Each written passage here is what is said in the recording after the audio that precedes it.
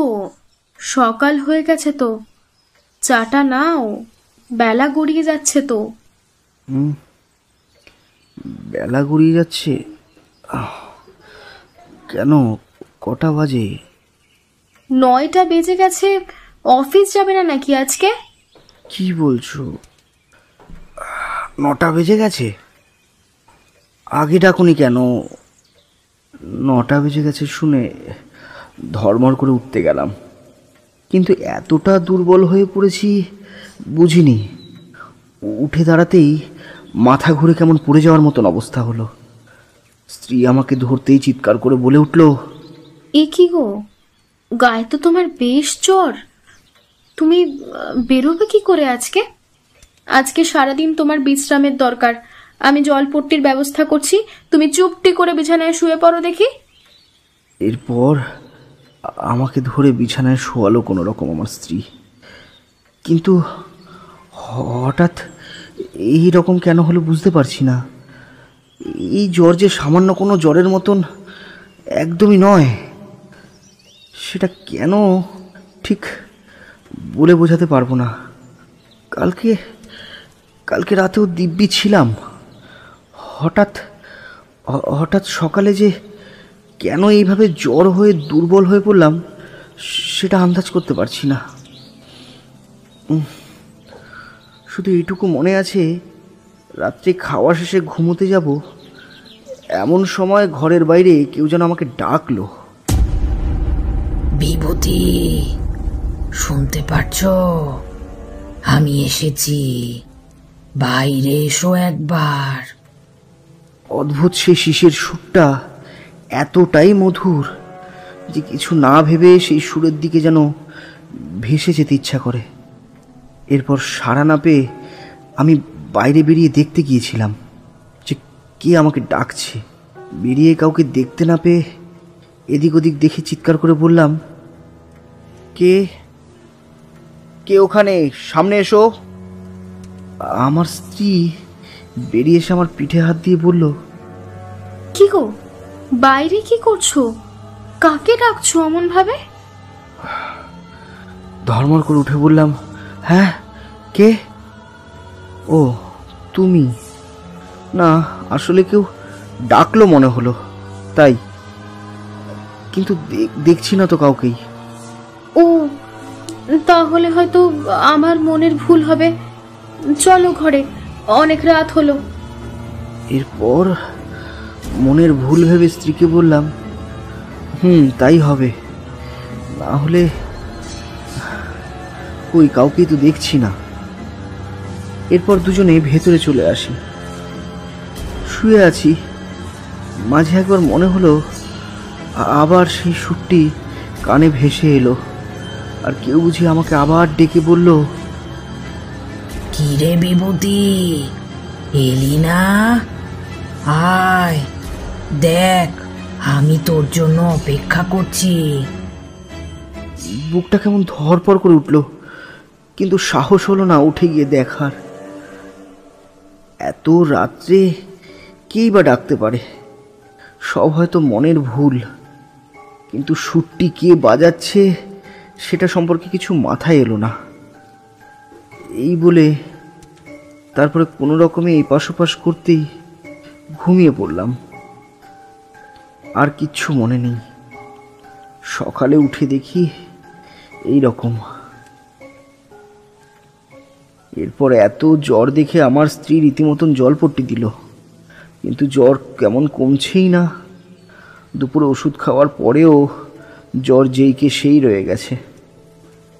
এমন সময় কিছু বুঝতে না পেরে স্ত্রীকে টেলিফোনে কাকে যেন বলতে শুনলাম, হ্যাঁ, জানো তো, তোমার দাদার সকাল হঠাৎ থেকে জ্বর আসে, শরীরটাও বেশ দুর্বল। ওষুধ খেয়েছে, জলপট্টিও দিয়েছি, তাতেও জ্বর কমছে না। একা মানুষ, কি করব কিছু বুঝেও উঠতে পারছি না। তোমরা একবার সময় হলে তুমি একবার আসলে না, ভীষণ সুবিধে হতো গো। আচ্ছা বেশ, তুমি তাহলে কালকে একবার এসো, এসে দেখে যেটা ভালো বুঝবে সেটাই করবে। এইভাবে একটা কোণে পড়ে থাকতে দেখে ওকে একটুও ভালো লাগছে না আমার।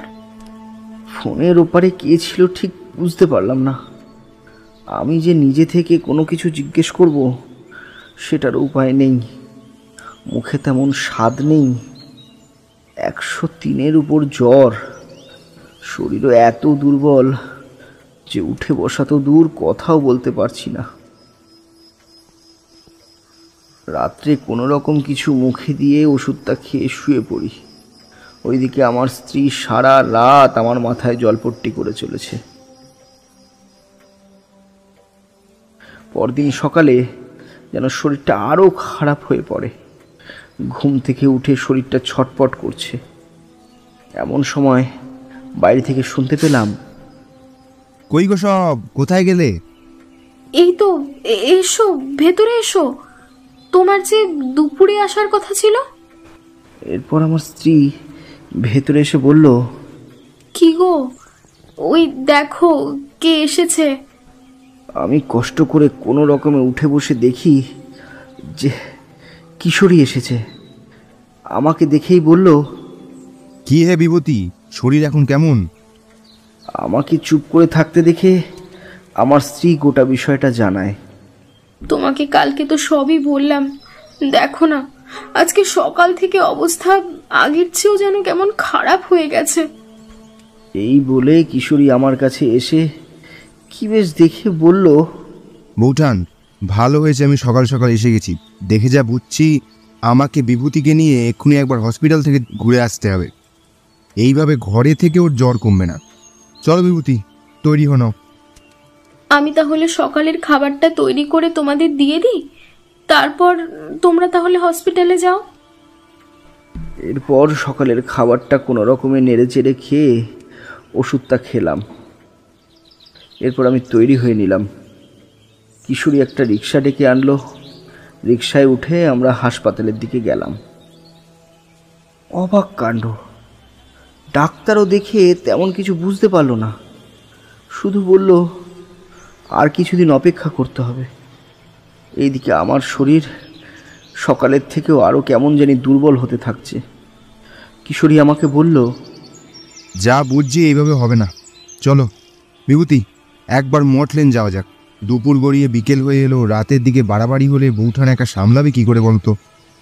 সে তো বুঝলাম, কিন্তু মটলেনে গিয়েই কি হবে? ডাক্তার যেখানে কিছু করতে পারলো না, ঠাকুরমশাই কি পারবে? আর তাছাড়া আহা, কোনো কিন্তু টিন্তু নয়, তুমি বেশি কথা বলো না এই অবস্থায়। যা বলছি শোনো, আমাদের একবার যাওয়া উচিত সেখানে। ছাড়ার পাত্র আর যেই হোক, কিশোরী নয়।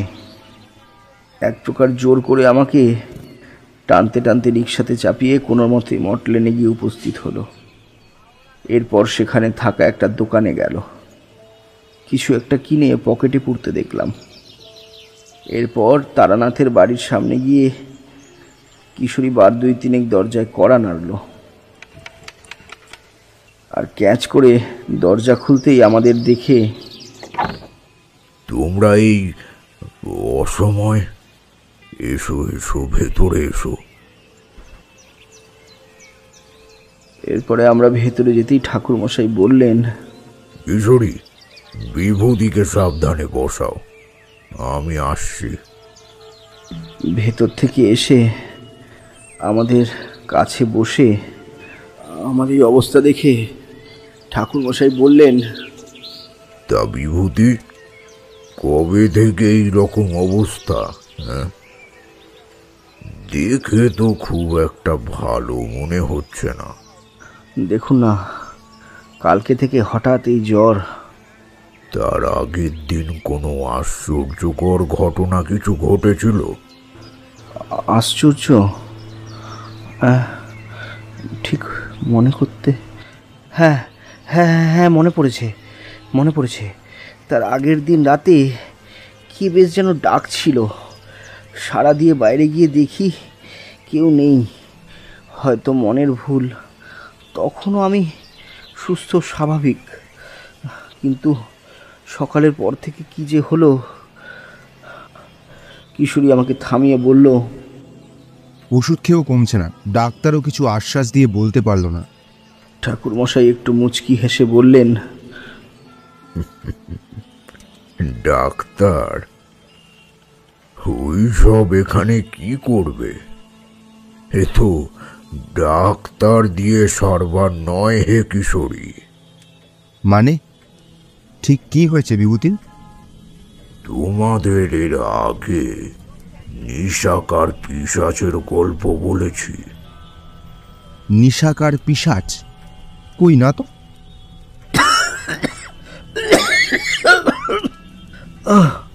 কিশোরী, শরীরটা খারাপ লাগছে কেমন।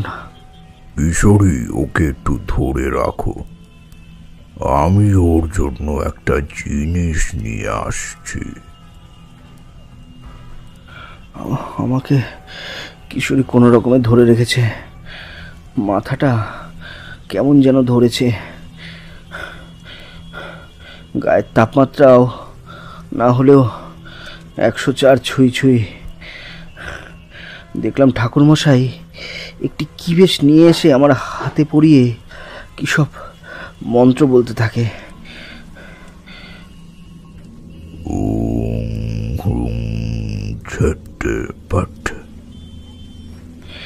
এরপর সেটা আমার হাতে পরিয়ে দিল ঠাকুরমশাই। তারপর আর কিছু মনে নেই, আমি জ্ঞান হারালাম। এরপর যখন জ্ঞান ফিরল, দেখি আমার সামনে কিশোরী বসে। সে বলল, কি হে বিভূতি, এখন কেমন লাগছে? কি হয়েছিল আমার? এরপর কিশোরী সবটা বললে পুরো বিষয়টা বুঝতে আর অসুবিধা হলো না, সবটা মনে পড়ে গেল। আমার শরীর খারাপ থেকে শুরু করে কিশোরীর সাথে তারানাথের কাছে আসা, তারপর ঠাকুরমশাই আমাকে কি বেশ একটা দেন, সবটা। এরপর ঠাকুরমশাই আমাকে উদ্দেশ্য করে বললেন, তোমাকে আমি রুদ্রাক্ষ পরিয়েছি। এই রুদ্রাক্ষ সাধারণ কোনো রুদ্রাক্ষ নয়। সতীর 51 পিঠের প্রতিটি থেকে পাথর এনে সেসব দিয়ে একটা ছোট্ট মন্দির তৈরি করে ভানগড়ের এক এলাকায় মহামায়ার পুজো করা হয়। সেখানে মাকে সাক্ষী রেখে এই রুদ্রাক্ষটা যজ্ঞ করে নিয়ে আনা। তা হঠাৎ আপনি এই রুদ্রাক্ষটি কেন নিয়ে এসেছিলেন? কিশোরীর প্রশ্নের জবাবে ঠাকুরমশাই বলে উঠলেন, তোমাদের বলছিলাম না নিশাকার পিশাচের কথা? আগে সেই পিশাচ সম্পর্কে সবটা জানতে হবে তোমাদের। আচ্ছা, আমার এইসবের পেছনে কি তাহলে এই নিশাকার পিশাচই রয়েছে? তারানাথের হাসি দেখে বুঝতে অসুবিধা হলো না যে আমার সন্দেহটা পুরোপুরি ঠিক। এরপর কিশোরী জিজ্ঞাসা করল, তা আপনি যেই নিশাকার পিশাচের নাম বলছেন, সেটা হঠাৎ বিভূতির জীবনে এলো কেন? তোমরা যখন এখানে এলে তখনই একটা আষ্টে কেমন একটা সোদা সোদা গন্ধ পেয়েছিলাম। তাতে আন্দাজ করলাম পুরো বিষয়টা বুঝতে হলে তোমাদের আমার একটি গল্প শুনতে হবে। কিভাবে আমি এই সব বুঝলাম? ব্যাপারটা একটু খুলে বলুন না, আমি জানতে চাই।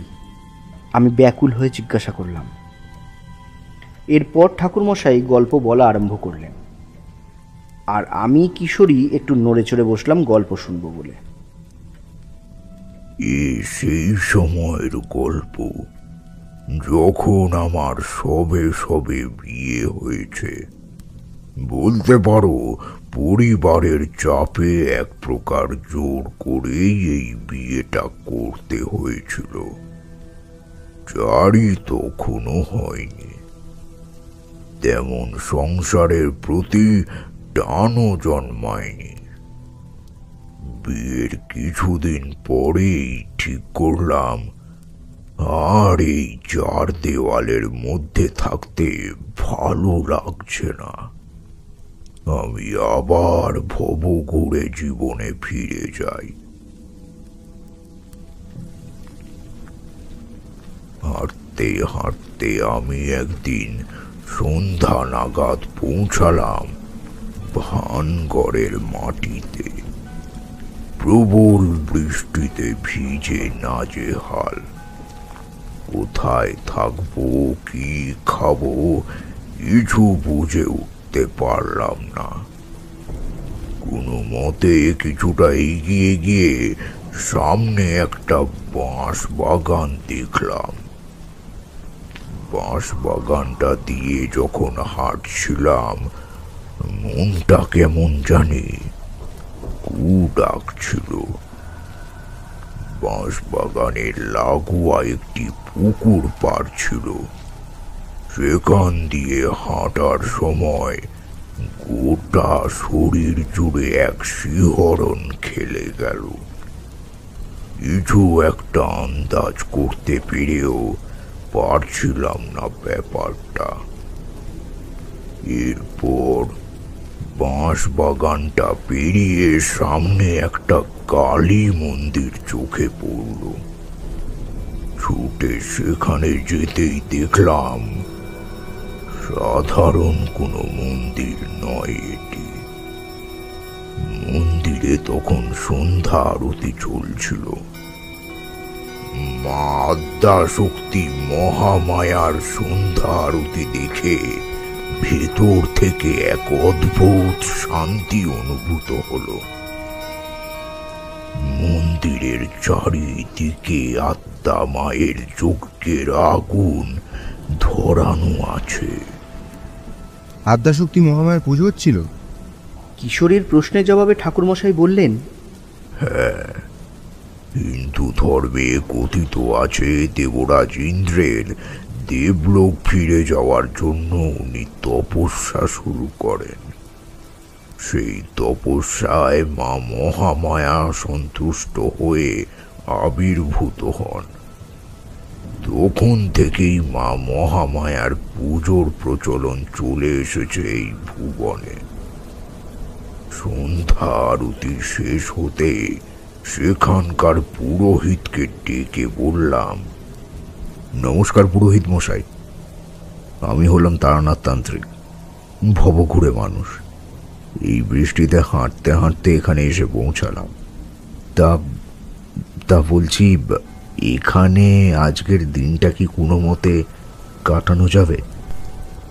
এখানে এইভাবে একা একা থাকা একদমই সুবিধের নয়।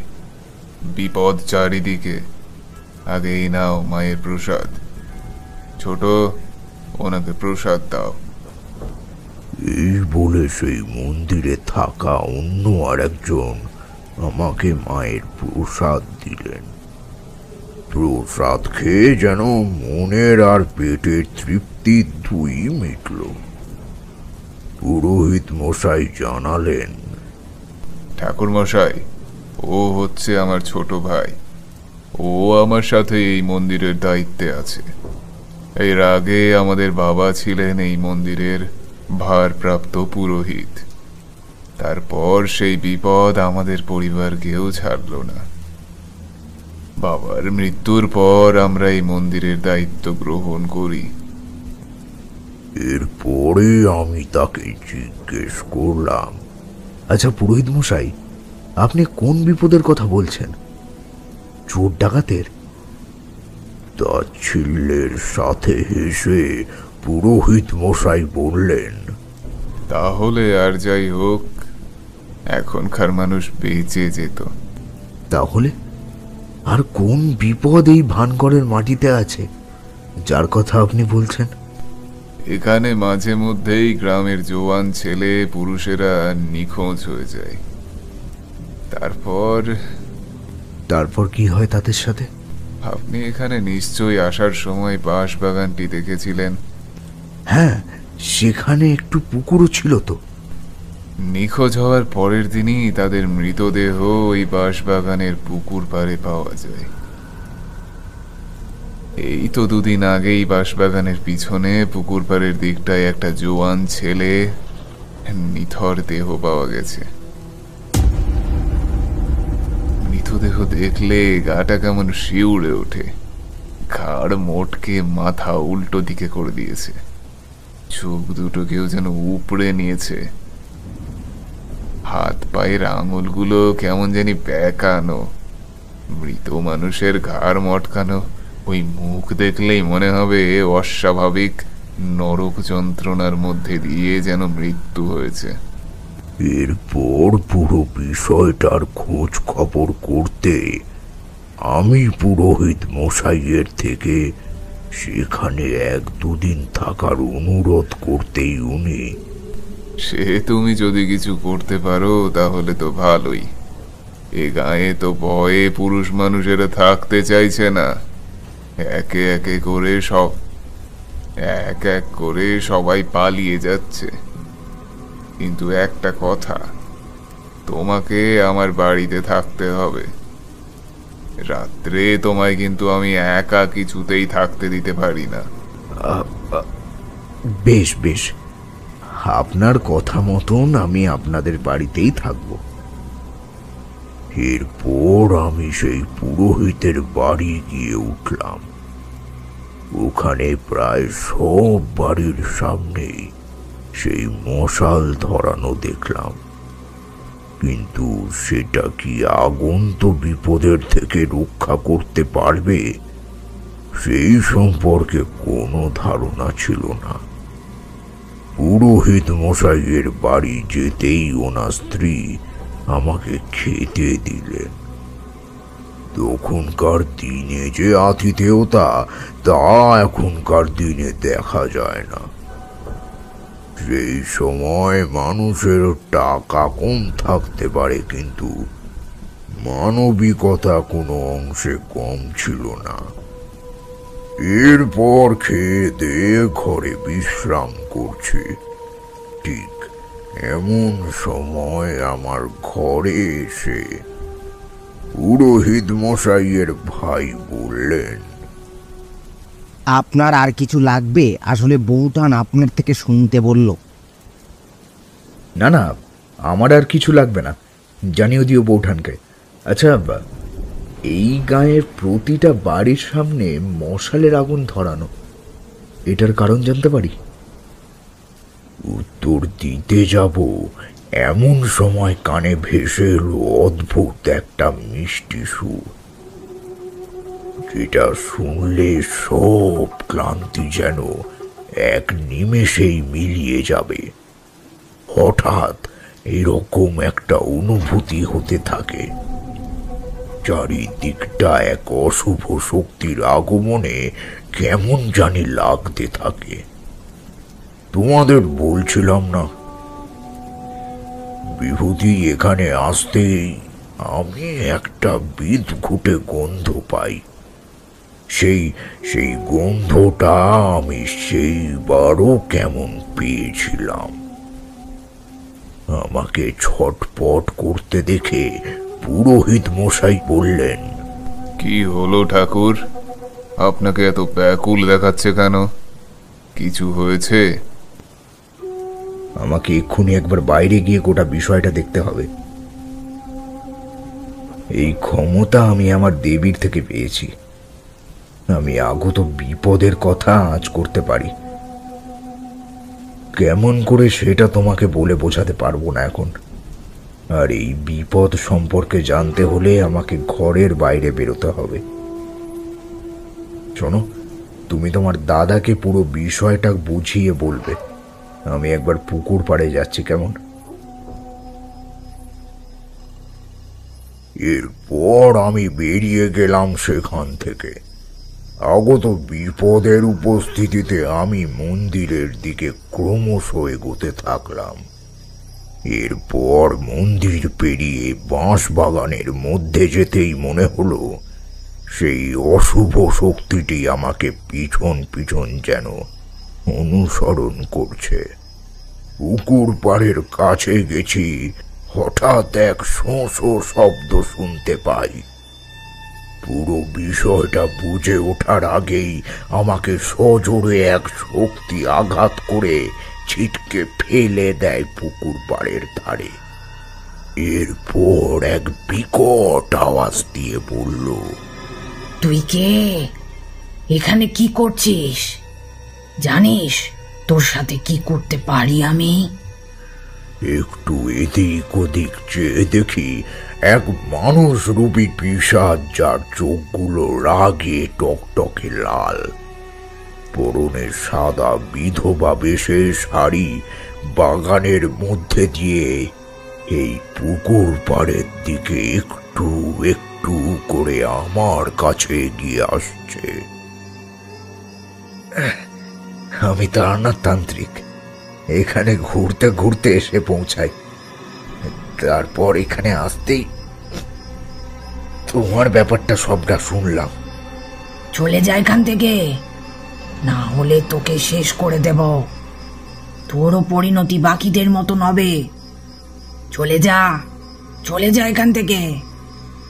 এই বলে পিশাচটি এক অদ্ভুত ধরনের শীষের শব্দে কেমন জানি বশীকরণ করতে চাইল। কিন্তু আমি হলেন মধুসুন্দরী দেবীর শিষ্য। এইসব ভেলকি দেখিয়ে আর যাই হোক তোমাদের এই ঠাকুর মশাইকে বশ করতে পারবে না। আমিও মধুসুন্দরী দেবীর শেখানো মন্ত্র উচ্চারণ করতে থাকলাম। রিং ট্রিং ছেটে। সেই পিশাচ তো বেজায় ক্ষিপ্ত। একজন সাধারণ মানুষের উপর ওর বশীকরণ কোনো কাজে আসছে না দেখে একটু দূরে গিয়ে কালো জাদু উচ্চারণ করতে লাগলো। এরপর বাঁশবাগানের চারিপাশ থেকে অন্ধকার কোঠর থেকে ঝাঁকে ঝাঁকে পিশাচের দলেরা একে একে আমার দিকে এগিয়ে আসতে থাকে। কালো জাদুর রেশ বেশ তা বুঝতে পারলাম যখন সেই পিশাচের দলেরা আমার উপর চড়াও হলো। আমার মন্ত্র বলেও ওদের জব্দ করা যাচ্ছে না। এরপর প্রায় ধরাশয় হয়ে পড়েছি, এমন সময় পিছন থেকে, ঠাকুরমশাই, আমি এসে গেছি, আর ভয় নেই। এই বলে পুরোহিত মশাই তার বাড়িতে থাকা সেই মশালটি নিয়ে এসে আমার দিকে ছুঁড়ে দেয়। সেটি নিয়ে আমি সেই পিশাচদের কাছে নিয়ে যেতে সেই অশুভ আত্মারা একে একে ভয়ে কুঁকড়ে ওঠে, এক ভয়ানক চিৎকার করতে নিঃশেষ হয়ে যাচ্ছে।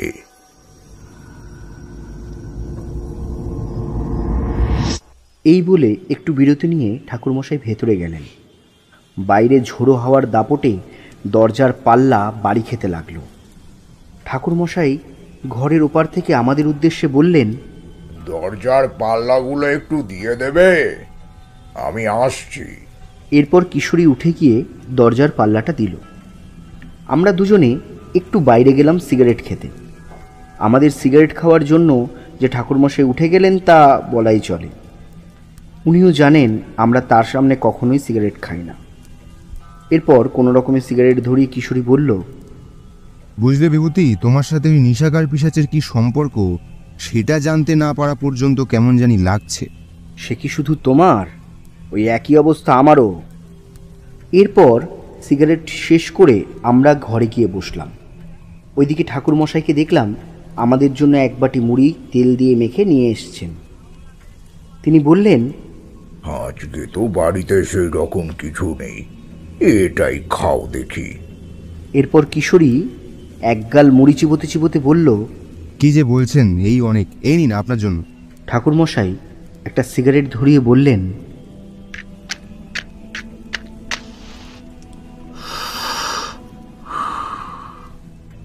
তাহলে আবার গল্প শুরু করা যাক। পুরোহিত মশাইয়ের হাতে থাকা ওই আশ্চর্য মশালের শক্তিতে এবার বুঝলাম কেন প্রতি ঘরের বাইরে মশাল জ্বালানো ছিল। মা আদ্যা মায়ের আশীর্বাদী এই যজ্ঞের আগুনে নিশাকার পিশাচটি ঘরের মধ্যে থাকা কারোরই ক্ষতি করতে পারে না, কিন্তু ঘরের বাইরে থাকা মানুষদের সেই মোহ আচ্ছন্ন শিসের মাধ্যমে নিজের কাছে ডেকে তারপর তাদের নৃশংসভাবে মারত। কিন্তু একটা জিনিস নিয়ে তখনও মনে সন্দেহ জন্মাতে জিজ্ঞেস করলাম, তুই কে? এই গাঁয়ের পুরুষদের উপর শুধু কেন নিজের অশুভ শক্তির প্রয়োগ করছিস? কি ক্ষতি করেছে এরা তোর? কিসের রাগ তোর এদের উপর? তোদের কাউকে ছাড়বো না, আমি শেষ করে ফেলবো। কি ভেবেছিস এইভাবে আমাকে আটকাবি? আমার পিশাচ দলকে শেষ করবি? আমি নিশ্চিহ্ন করে দেব সব। মায়ের শুভ শক্তির সামনে তোর এই অশুভ শক্তি পেরে উঠবে না, আশা করি সেটা বুঝতেই পেরেছিস। আমার কথায় রেগে চোখ দুটো কেমন জানি ভেতরের দিকে ঢুকে যেতে থাকে। তারপর হঠাৎ পিশাচটি একটা বিকট হাসি এসে পুরোহিত মশাইয়ের কাছে গিয়ে তার হাত থেকে মশালটা ছিটকে ফেলে দেয়। আমি কিছু করার আগেই সেই পিশাচটি পুরোহিত মশাইয়ের কাছে গিয়ে জাপটে ধরে তার ধারালো নখ দিয়ে পুরোহিত মশাইয়ের চোখ দুটো উপড়ে নেয়।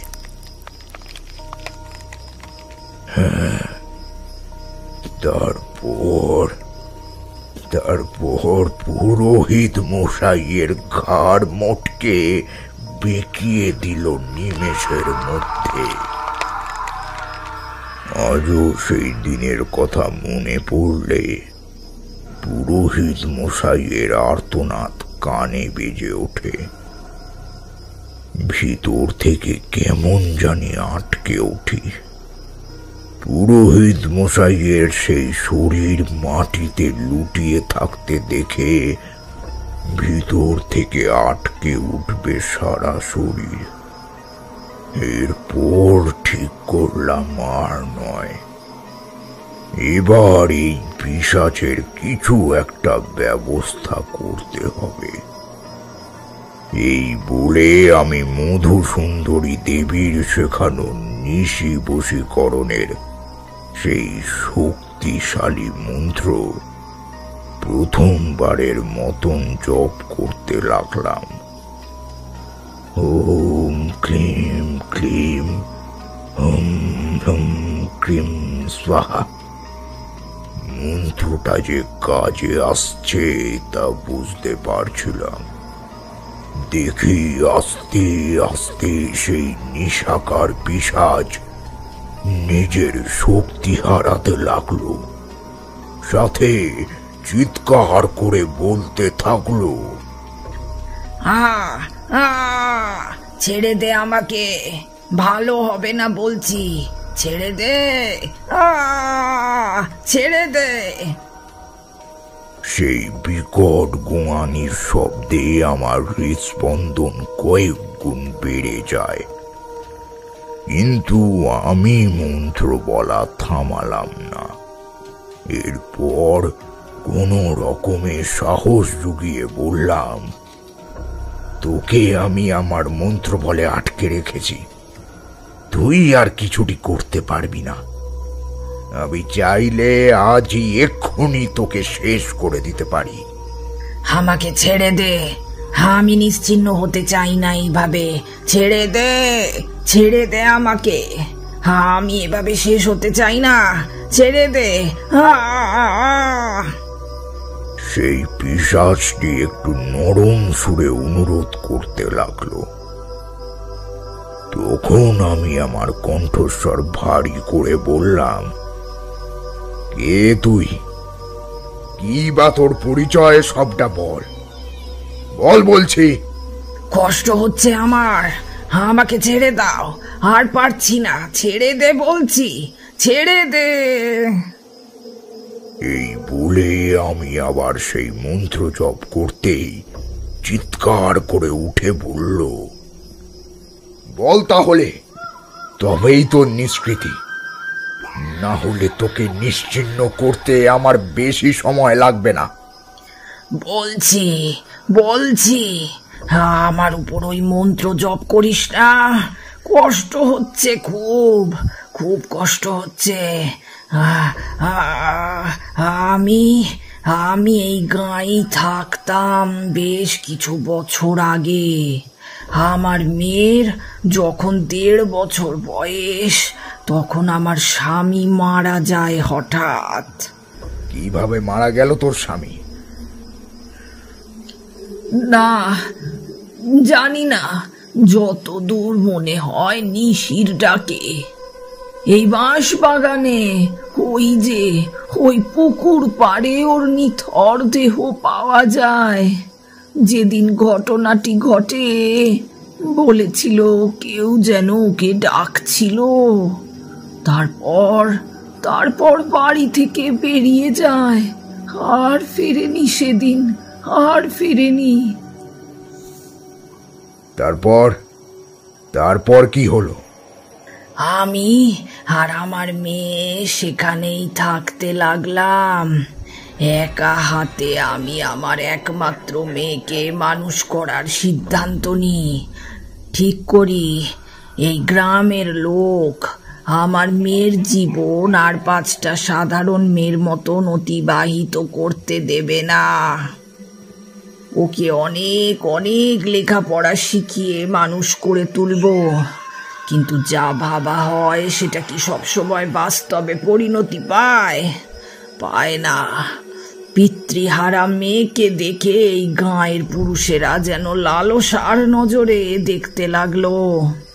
এরপর গ্রামের সমস্ত পুরুষ মানুষেরা আমাদের সাথে খারাপ ইঙ্গিত ব্যক্ত করার চেষ্টা করে। আমি একা হাতে আমার মেয়েকে বড় করে তুলতে থাকি। স্বামীর ভিটে মাটি ছেড়ে কোথায় বা যাব? এখানে এই সব সহ্য করে পড়ে রইলাম মা মেয়েতে।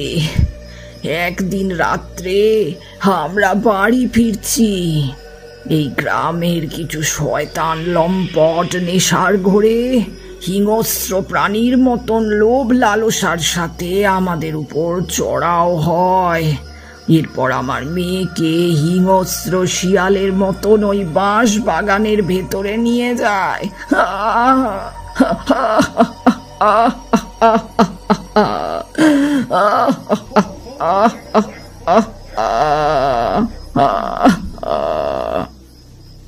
তারপর ওরা আমার মেয়েকে মেরে ফেলে।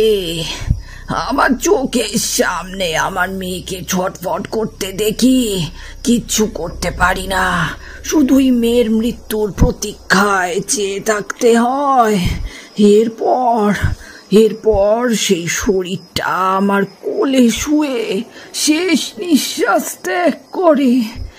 আমি শুধু আমার মেয়ের মৃত্যুর অপেক্ষায় চেয়েছিলাম, আর কিচ্ছু করার ক্ষমতা আমার ছিল না।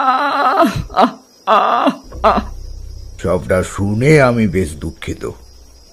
তোমার সাথে আর তোমার মেয়ের সাথে যা হয়েছে তা সত্যি খুব কষ্টে।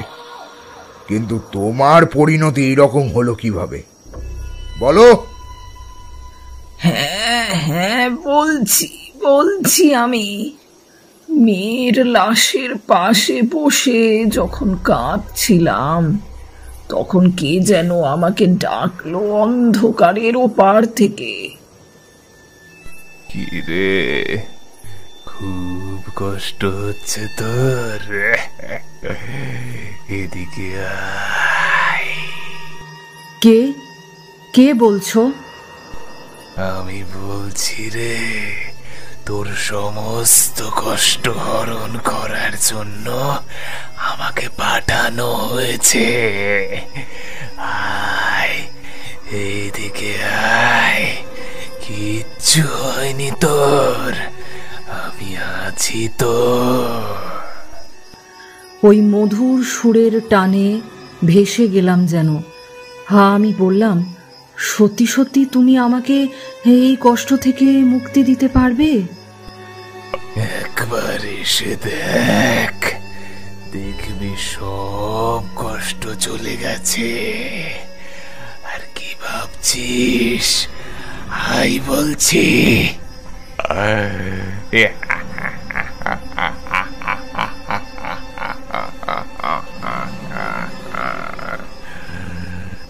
আসছি, আমি আসছি। এরপর সেই ডাকে দুবারের বেলায় সাড়া দিয়ে এগিয়ে যেতেই হাই, তোর জন্যই তো অপেক্ষা করছিলাম।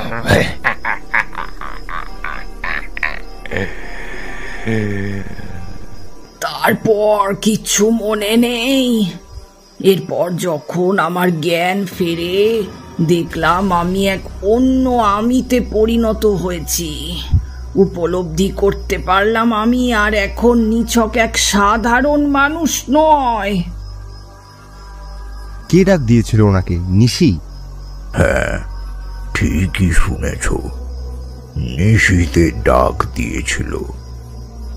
মনে করা হয় এই নিশির ডাকে যে সাড়া দেয় সেও নাকি নিশিতে পরিণত হয়। তার জন্য দেখবে গুরুজনেরা বলে যে হুট করে রাত্রে কেউ ডাকছে মনে করে প্রথম ডাকেতেই সাড়া দিতে নেই। তাই 3 বারের বেশি ডাকার পরই নিশ্চিত হয়ে তারপর সাড়া দিতে হয়। মনে করা হয় নিশির ডাকে ভুল করে সাড়া দিলে সেটা বিপজ্জনক হতে পারে। আর নিশির ডাকে সাড়া দিয়ে একা গেলে সেক্ষেত্রে তো মৃত্যুও নিশ্চিত। তারানাথের থেকে পুরোটা শুনে বললাম, হ্যাঁ হ্যাঁ, ঠাকুমার কাছে এই নিশির বেশ কয়েকটা গল্প শুনেছিলাম ছোটবেলায়। তার মানে এই নিশি সত্যিকারেরই রয়েছে? আমার এই কথা শুনে ঠাকুরমশাই মাথা নাড়িয়ে হ্যাঁ বলে আবার গল্প বলা শুরু করলেন। এরপর আর পুরোটা বুঝতে অসুবিধে হলো না। পিশাচটি বলল, জ্ঞান ফিরে বুঝতে পারলাম আমি আর আগের মতন সাধারণ মানুষ নেই। মনে হতে লাগলো আমার মধ্যে এক অদ্ভুত শক্তি এসেছে। ঠিক করি আমি আমার মেয়ের মৃত্যুর বদলা নিয়েই ছাড়ব, গাঁয়ের কাউকে ছাড়ব না। এরপর একে একে সেই সবের প্রতিশোধ নিতে থাকি। এরপর আমি হয়ে উঠলাম এই গ্রামের নিশাকার পিশাচ। নিশাকার পিশাচ।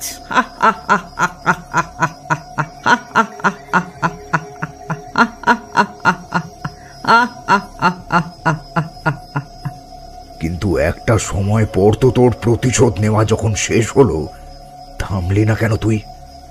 শক্তির মায়া আর প্রতিশোধের খিদে না মেটায় ঠিক করি এই গ্রামের সমস্ত পুরুষদের মারতে থাকবো, কাউকে বাঁচতে দেব না।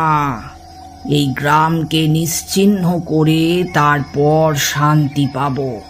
আর তাছাড়া নিশি যখন আমাকে এই শক্তি দেয় তখন এই গাঁয়ের ক্ষতি করার দায় আমার উপরই আসে। তুই আজকে আমার সামনে পুরোহিত মশাইয়ের মতন একজন ভালো মানুষকে মেরে ফেললি। তোকে তো এইভাবে আর ছেড়ে দেওয়া যাবে না। আবার না হলে তোর এই শক্তির খিদেতে এই গাঁয়ের আরো নির্দোষ মানুষ মারা যাবে। আমাকে ছেড়ে দে, আমি এই গাঁ ছেড়ে চলে যাব। আর কোনোদিন কারুর ক্ষতি করার জন্য ফিরে আসবো না। বলছি তো, যেতে দে। কষ্ট হচ্ছে আমার, যেতে দে, ছেড়ে দে আমাকে। কিন্তু তোর কথায় এত সহজে বিশ্বাস করব কি করে? তোকে তো এভাবে ছেড়ে দিতে পারি না আমি। আমাকে শেষ করে ফেলিস না। আমি কারোর ক্ষতি করলে তুই আমাকে পরের বার শেষ করে দিস। এখন যেতে দে, যেতে দে। সেই নিশাকার পিশাচের কথায় সম্মতি দিয়ে শেষমেশ ওকে ছেড়ে দিলাম। মানছি সে শক্তির মায়ায় যা করেছে তার কোনো ক্ষমা হয় না, কিন্তু এটাও মানতে হবে সেই নিশাকার পিশাচ এবং তার পরিবারের সাথে যে অন্যায় হয়েছিল তাতে সে কিছুটা বাধ্য হয়েই এরকম করেছে। ফলত ওর কথায় বিশ্বাস করে ওকে মুক্তি দিয়ে দিলাম। পরদিন পুরো ঘটনাটা গ্রামবাসীদের সামনে আসতে তারা বেশ ভরসা পায় এবং আনন্দের সাথে জানায়। গ্রামবাসীদেরকে উদ্দেশ্য করে বললাম, হ্যাঁ, যারা নিজেদের ভিটে মাটি ছেড়ে চলে গেছে তাদের আবার এই গাঁয়ে ফিরিয়ে আনার ব্যবস্থা করুন। এখন থেকে আর কোনো ভয় নেই এই গাঁয়ে। পুরোহিত মশাইয়ের মৃত্যুর পর মন্দিরের সমস্ত দায়ভার এসে পড়ে তার ছোট ভাইয়ের উপর। আমাকে ওনার ছোট ভাই নমস্কার জানিয়ে বলে, এই গায়ের মানুষকে অভিশাপ থেকে মুক্ত করার জন্য আপনাকে ধন্যবাদ ঠাকুরমশাই। এখন থেকে আমি এই মন্দিরের প্রধান পুরোহিত হিসেবে আছি। ভবিষ্যতে কোনো রকম অসুবিধা হলে আমাকে জানাতে দ্বিধাবোধ করবেন না, কেমন? তুমি তোমার দাদার মতন খুব ভালো একজন পুরোহিত হবে, আমি জানি। তোমাদের যা গেছে তা হয়তো আমি ফিরিয়ে দিতে পারবো না, কিন্তু তোমাদের শুভাকাঙ্ক্ষী হয়ে চিরটা কাল থাকব। তারপর আমি বিদায় জানিয়ে সেখান থেকে চলে আসি। আসার সময় সেই মন্দিরে গিয়ে মহামায়া আদ্যা শক্তি মাকে প্রণাম করে যে কাজটা বাকি ছিল সেটা করলাম। এরপর সেই গায়ে তারপর থেকে আর কোনো দিন নিশির ডাকে কারো প্রাণ যায়নি, বা অন্য কোনো খবর আমি অন্তত শুনিনি।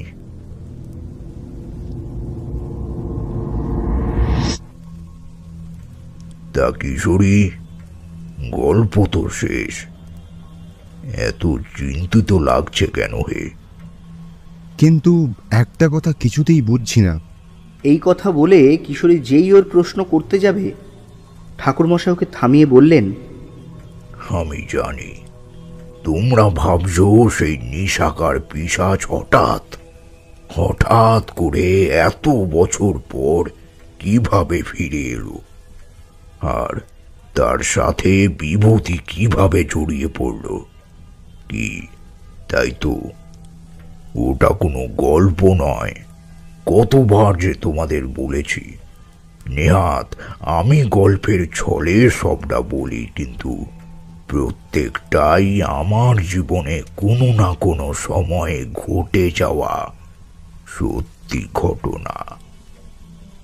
তোমাদের তো বললামই সেই পিশাচটিকে আমি মারিনি, ওকে আমি আমার মন্ত্রবল থেকে মুক্ত করে দিয়েছিলাম। আচ্ছা বিভূতি, তোমাদের ওখানে কারো কি এই কদিনে অস্বাভাবিক মৃত্যু হয়েছে? অস্বাভাবিক মৃত্যু? অনেক ভেবে বললাম, হ্যাঁ হ্যাঁ, মনে পড়েছে ঠাকুরমশাই। সপ্তাহ 2 আগে পাশের পাড়াতে এক বছর 25-এর ছেলে মারা যায়। আমার স্ত্রী বলেছিল ওকে ওদের বাড়ির এক কুয়োর মধ্যে পড়ে থাকতে দেখা যায়। আর ওর মুন্ডুটা কেউ যেন মোটকে ঘুরিয়ে দিয়েছিল, আর চোখ দুটো উপড়ানো ছিল। ঠাকুরমশাই কিছুক্ষণ ভেবে জিজ্ঞেস করলেন, কুয়োর মধ্যে? আচ্ছা, তোমার বাড়িতেও কুয়ো রয়েছে কি? ঢোক গিলে ভয়ের স্বরে বললাম, হ্যাঁ, জানলার সামনেটাতেই রয়েছে। কেন বলুন তো? নিশাকার পিশাচ সাধারণত জলাধারের আশেপাশে মানুষকে মারে। হয়তো আশেপাশে এখন পুকুর জলাধার কমে যাওয়ায় ওই কুয়োর আশেপাশে মারছে। তোমাকে যে নিশি ডেকেছে তার সাথে নিশাকার পিশাচের মিল থাকায় কিছুটা আন্দাজ করতে পারলাম। আবারও কি সেই পিশাচ আসতে পারে? আসতে পারে কি হে কিশোরী, আসবেই। খুব ভাগ্যের জোরে বেঁচে গেছে বিভূতি। ওর স্ত্রীর সাথে থাকায় নিশি ওর কোনো ক্ষতি করতে পারেনি, কিন্তু ওর ডাকে সাড়া দেওয়ায় বিভূতির শরীর এত খারাপ হয়ে পড়ে। ভয় পেও না, এটা নাও। এরপর যেমনটা বলছি ঠিক তেমনটি করবে। মন খুব একটা ভালো ছিল না। এরপর কোনো রকমে মনটাকে শান্ত করে আমি আর কিশোরী বেরোলাম তারানাথের বাড়ি থেকে। যাওয়ার সময় ঠাকুরমশাই বললেন, পরের সপ্তাহে জানিও আমার সেটি কাজে এলো কিনা। বাড়ি যেতেই স্ত্রী আমাকে দেখে, সারাদিন কোথায় ছিলে? আমি তো ভয় পেয়ে গেছিলাম। তুমি কেমন আছো আর একা একা এলে কিভাবে? এরপর স্ত্রীকে শান্ত করিয়ে আমি সবটা বললাম। তারপর ও তো ভয়ে শিউরে উঠেছে দেখে ওকে আশ্বস্ত করে বললাম, চিন্তা করো না, ঠাকুরমশাই আমাদের সাহায্যের জন্য এইটা দিয়েছেন। এরপরে ঠাকুরমশাইয়ের কথা মতন সব কিছু করলাম। এরপর স্ত্রী রাত্রি খেতে দিল। খাবারের প্রতি অরুচিভাবটা একদম চলে গেছে। খেতে খেতে সেই এক কথা মাথায় এলো, সেই নিশাকার পিশাচকে নিয়ে। রাত্রে শুয়েছি দুজনেই, কিন্তু কারোরই ঘুম আসতে চাইল না। ভয়ে ভয়ে গায়ে কাঁটা দিয়ে উঠতে লাগলো। এরপর হঠাৎ ঘরের আলো চলে যায়। দরজা খুলে দেখি গোটা পাড়া অন্ধকারে ডুবে গেছে। হঠাৎ মনে হলো কেউ যেন আমাদের দিকে এগিয়ে আসছে। কানে ভাসতে লাগলো, কি রে, এলি না? আয় আয় এদিকে। ভয়ে চিৎকার করে উঠে, কে কে বলছো? কে বাঁচাও! আমার স্ত্রী কি হয়েছে জিজ্ঞাসা করতে ওকে জানলার দিকে ইশারা করলাম। ও দেশলাই জ্বালিয়ে মোমবাতিটা জ্বালালো। জানলার দিকে নিয়ে যেতে কিছুই দেখা গেল না। এরপর শুধু একটা বুক কাঁপানো আর্তনাদ।